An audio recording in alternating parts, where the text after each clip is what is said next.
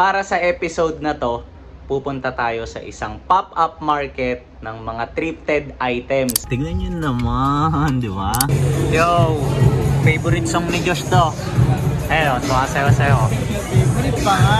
Binaliktad ko, oh my god. Pre, ACG pala to. Ito si Dragon. Boss, ano name mo? Mike pala? Gab. Boss Gab. Sayan. Napanood ko na sa YouTube.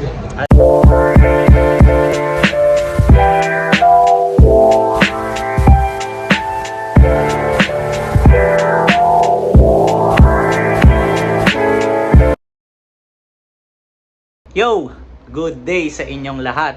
So para sa episode na to, pupunta tayo sa isang pop-up market ng mga thrifted items. So let's go! Share ko lang, bale kaka-research ko nga lang neto eh.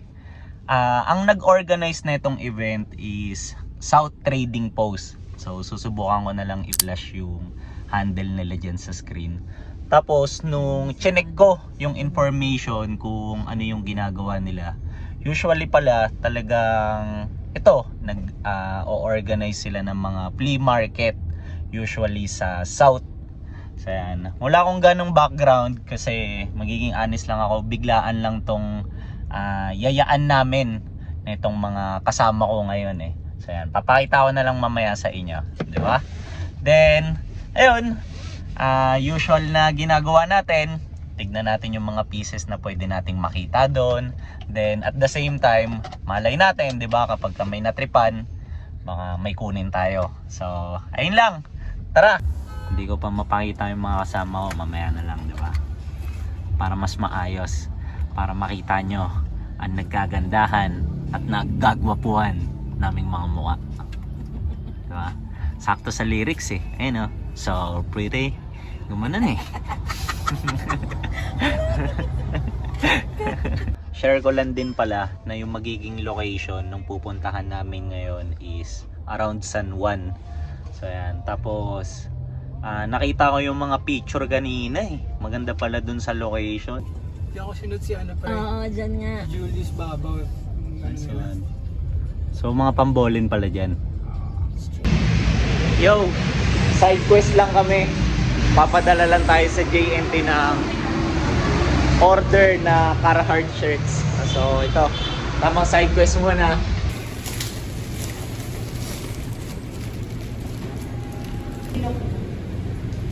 Nice one, nagkasya.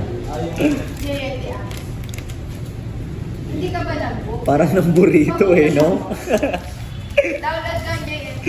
Picture lang. Yo, andito na kami sa spot.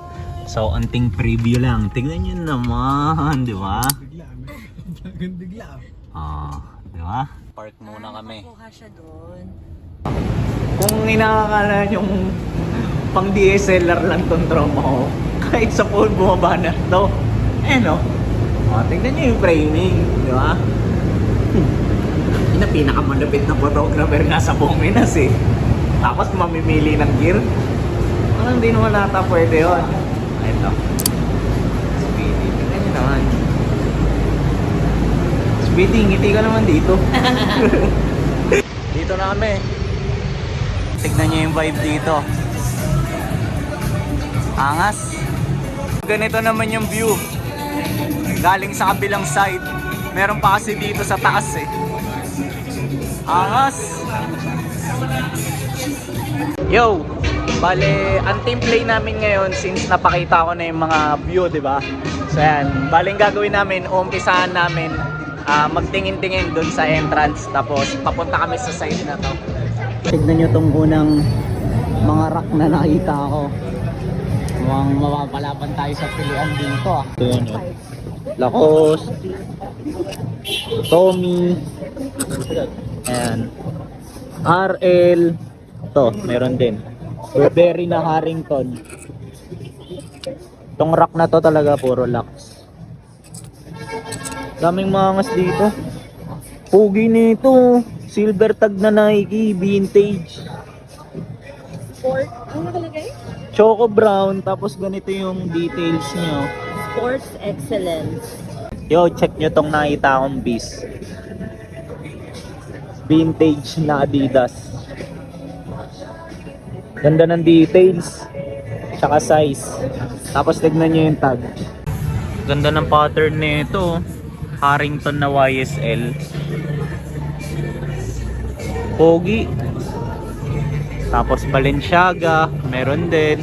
Dito naman sa kabilang rack na to, more on parang mga football jersey. So kapag may nakita akong maangas dito, papakita ko sa inyo. Ito pala maangas. Ano pre? Angas mo naman? Pakita mo pre, pakita mo. May nakita to si Vision Vulture. Ito, maganda daw. So, Blue tingnan and nyo. yellow pre, alam mo na yung pag blue and yellow, yan ang kulay natin. Tsaka grabe yung details pre, tingnan mo. Parang kakaiba yung material na ito. Parang rubber rice. So yan, football jersey. May nakita pa ako dito, kakaibang Adidas din. Ganyan naman. May packet, kabilaan. Tapos ganyan yung details. Tignan nyo rin tong isang nabunot ko. Ganito na nga yung details niya sa leeg. Ganito pa yung details, Embro na logo. Tapos nung binaliktad ko, my god, pre, ACG pala to.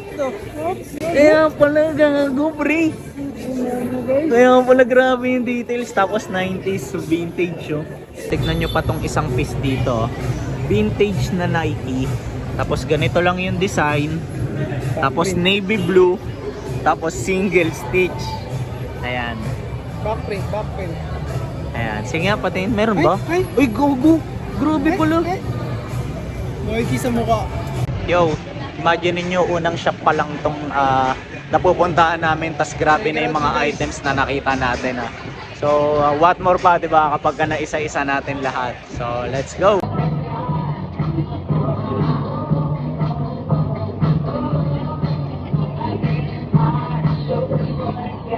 Yo, meron ditong isang rack. Solid yung mga pieces. Papakita ko sa inyo. Bakit solid? Kasi puro Stussy. So check nyo, tignan nyo puro Stussy.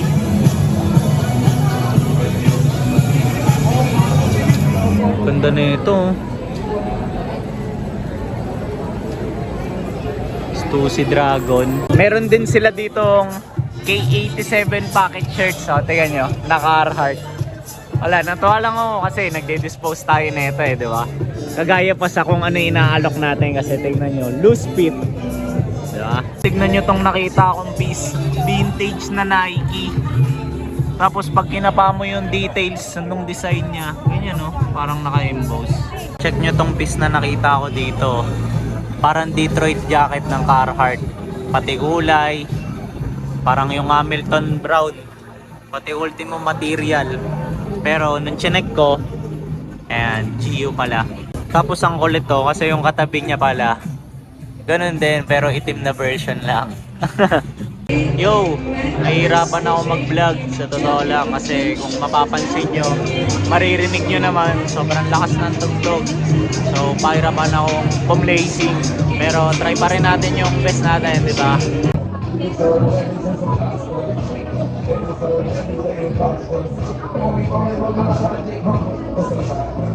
May nakita akong piece na maganda dito, papakita ko sa inyo. Single stitch all the way. Tapos napakaganda ng kulay, parang teal. Tapos nung tinignan ko, ganito yung tag niya. Rainforest. Guwapo rin na itong Nokia vintage shirt na nakita ko. Fruit of the Loom yung tag niya. Tapos ganito yung backkeep niya, tingnan niya. Ang angas. Ayan buhay na buhay. Guwapo no? Meron ako dito ng bossing. So ayan. Galing ka ba sa channel, boss? Napapanood mo ako. Ayan. Kasi in-approach ako ni boss Ayan, boss. Nandito na naman ako sa panibagong shop. Tingnan niyo.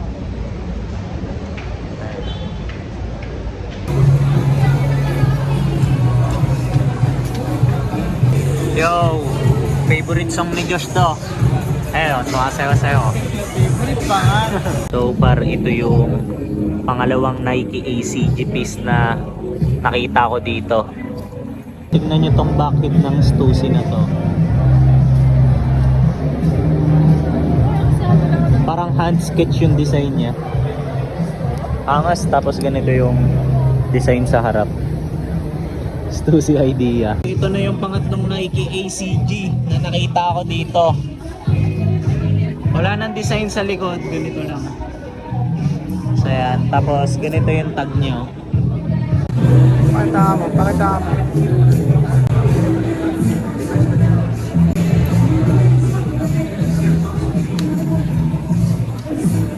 Nike ACG ulit, pang-apat na nakita natin dito. Check nyo tong Carhartt piece na nakita ko dito. Napakaganda ng details. Denim, meron na naman ditong mga K87 pocket shirts. Oh. Tapos itong mga to naman, brand new. May mga tag pa. Ayan. Gaya sa mga dinidispose natin, di ba? Tignan nyo tong nakita kong Stussy Polo dito. Vintage. Tignan nyo yung tag. Tapos ang kulit ng details.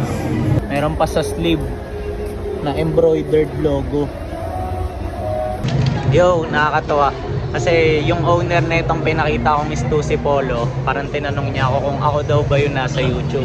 Siyempre, diba, sabihin natin, oh. So, pakita natin siya. Boss, ano name mo? Mike pala. Gab. Boss Gab. So, ayan. Napanood kita sa YouTube. Ayan, so, Nagluluto. check nyo to. Homie natin tong may-ari na ito. Yo, pauwi na kami. Then, hindi na ako nakapag-document ng maayos doon habang paalis.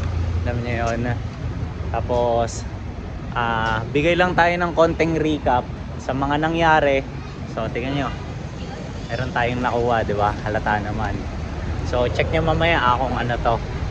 Then, ang gagandahan, yung mga kasama ko, may mga nakuha rin. So, yan. Tapos, napakaraming tao doon. Kita nyo naman kanina. Tapos, isa pa, big factor para sa akin yung music. Sobrang lakas. Baga, ang hirap makapag-document in terms ng para sa vlogging. So, ayan.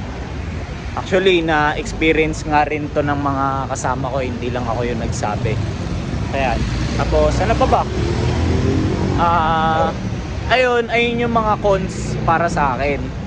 Then, pagdating naman dun sa mga good side, syempre, para sa akin, ang angas kasi ang daming magagandang pieces. Sa totoo nga lang, parang ang dami kong hindi napakita eh. Tapos medyo may side na nagigilty ako. Kasi yun nga, parang hindi ko ganong na-document, diba? Tapos, kung mapapansin nyo rin, parang medyo nakapag-focus ako sa mga clothing lang ba. For example, t-shirt, jacket. Pero sobrang daming maganda doon actually. Merong mga pantalon, shorts, ultimo mga hats.